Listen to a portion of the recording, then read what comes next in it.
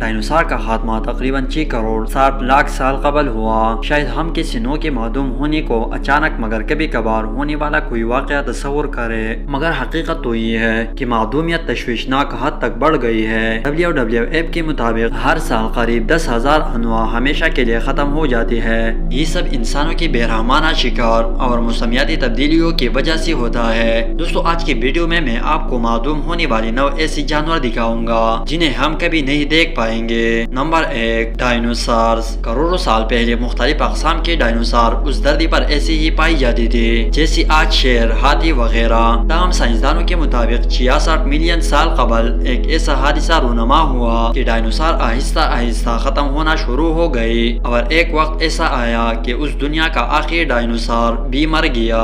آج سے قریب 66 ملین سال پہلے زمین سے ایک بہت بڑا شہابی ثاقب ٹکرایا تھا۔ سائنسدانوں کے مطابق 40,000 میل یعنی 64,000 کلومیٹر پر ہور کی رفتار سے 9 میل چوڑی شہابی ثاقب کی زمین سے ٹکرانے کے نتیجے میں زمین پر 111 میل چوڑا اور 20 میل گہرا گڑھا پڑ گیا تھا۔ یہ شہابی ثاقب میکسیکو سے 24 میل کے فاصلے پر زمین سے ٹکرایا تھا۔ اس وجہ سے زمین پر موجود بہت سی مخلوقات ناپید ہو گئی تھی، جن میں سے ایک ڈائنوسار بھی تھا۔ ڈائنوسار کا راج زمین پر قریب 165 ملین سال رہا۔ Number 2، red colobus. حال ہی میں معدوم ہو جانے والے اس درمیانی سائز اور سرخ بالوں والی بندر کو 2000 کی دہائی سے معدوم تصور کیا جاتا ہے۔ گانا اور آئیوری کوسٹ کی سرحد پر رہنے والا یہ ریڈ کولوبوس سب سے حیرت انگیز جانوروں میں سے ایک تھا، کیونکہ اس کی انگوٹی نہیں ہوا کرتے تھے۔ بڑی گروہ کی صورت میں اونچے درختوں کے اوپر حصوں میں رہنے والا یہ نرم مزاج جانور انسانوں کی جانب سے جنگلات کی کٹائی کے سبب اپنی طرز زندگی تبدیل کرنے پر مجبور ہوا۔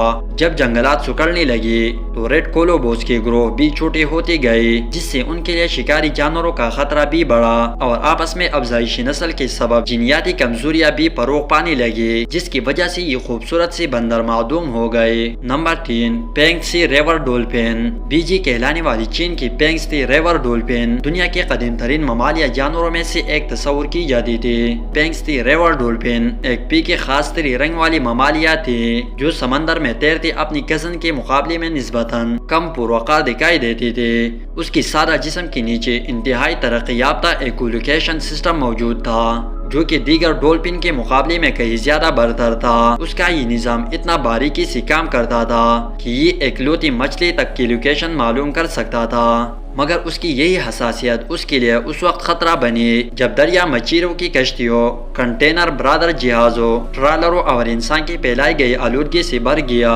اس شدید مصروف ٹریفک سے گھبراہٹ کی شکار ہو جانے والی اس ریور ڈولفن کے پاس بقا کے لیے کوئی آپشن موجود نہیں تھا، اور 2006 میں ان کا خاتمہ ہوا۔ نمبر 4، کیریبین مونگ سیل۔ دریائی بچھڑا۔ خطہ کیریبین کا یہ مقامی دریائی بچھڑا کسی زمانے میں وسطی امریکہ کی مشرقی کنارے، جنوبی امریکہ کی شمالی ساحلوں اور میکسیکو میں پایا جاتا تھا، مگر ان کی چربی میں پائے جانے والا تیل کے حصول کے لیے ان کا بے رحمانہ انداز میں شکار کیا گیا، جبکہ ان کی غذا بننے والی مچھلیوں کی بے تحاشا شکار کی وجہ سے بچ جانے والی دریائی بچھڑوں کے لیے خوراک کی کمی ہو گئی۔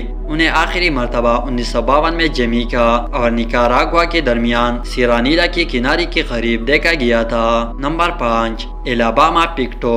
یہ معصوم سا نظر آنے والا سیب 2006 تک امریکی ریاست الاباما کے دریاؤں میں ہوا کرتا تھا۔ اسے یہ نام اس لیے دیا گیا تھا کیونکہ یہ سور کی پیر جیسا دکھائی دیتا تھا۔ اس کی سب سے بڑی خصوصیت یہ تھی کہ یہ دریا کا آلودہ پانی فلٹر کرتا تھا، مگر آلودگی پھر اتنی زیادہ ہو گئی کہ یہ پکٹو اسے مزید نہ جھیل پایا اور اس کا خاتمہ ہو گیا۔ نمبر 6، ڈوڈو۔ سب سے مشہور مگر معدوم پرندہ ہونا شاید ایک عجیب سا اعزاز ہو، لیکن یہ اعزاز ڈوڈو کو حاصل تھا۔ ڈوڈو ایک نہ اڑنے والا بڑا پرندہ تھا۔ ڈائنوسار کے علاوہ ڈوڈو ایک طویل عرصے سے معدوم ہو چکی ایسی نسل ہے جسے سبھی جانتے ہیں۔ کارٹون کردار ڈیپی ڈک جیسے دکھائی دینے والا یہ پرندہ کسی زمانے میں جزیرہ ماریشیس پر رہا کرتا تھا۔ اڑ نہ سکنے والے اس پرندے کی فطرت میں کوئی شکاری نہیں پائی جاتی تھی، لیکن جب انسان جزیرہ ماریشیس تک پہنچ گئے تو انہوں نے اس پرندے کا بے دردی سے شکار کیا۔ ان کے سامنے ڈوڈو زیادہ عرصے تک ٹک نہ پایا۔ ان میں سے آخری ڈوڈو 18ویں صدی کے اوائل میں ہلاک ہوا تھا۔ نمبر 7، سٹیلر سی کاؤ۔